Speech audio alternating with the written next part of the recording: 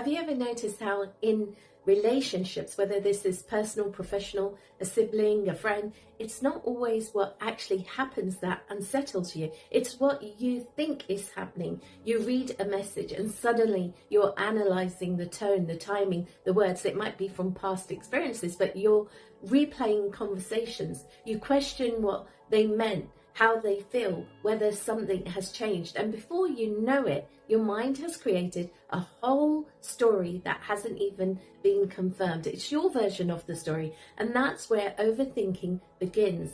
And the important thing is to understand this. Overthinking in relationships is not really about the other person. It's about how you feel, how safe you feel, or how uncertain you feel within yourself. Because when something feels unclear, your mind tries to close that gap. It tries to figure it out, predict it, control it.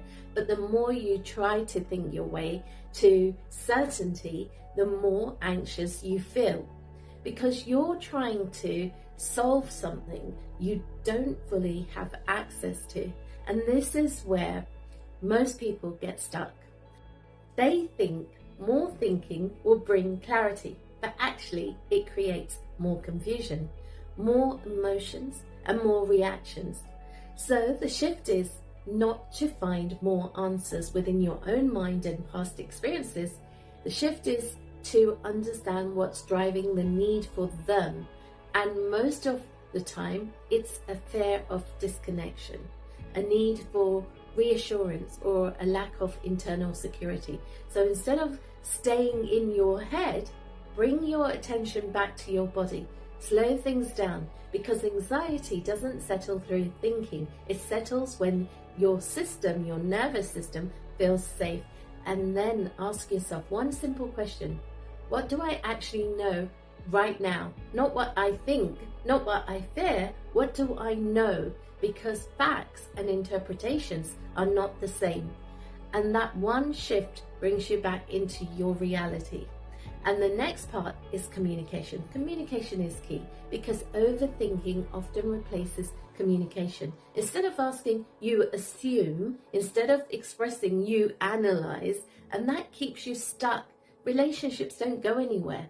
So when you feel calmer, come back to clear, simple communication without pressure. That's if you want to continue the relationship.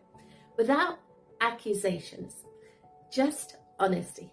And finally, this comes back to your self-relationship, because the more secure you feel within yourself, the less you rely on someone else to regulate how you feel.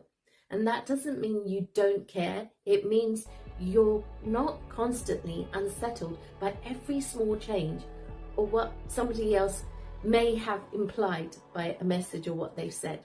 You see, what creates healthier relationships is not the absence of thoughts, but the ability not to get lost in them.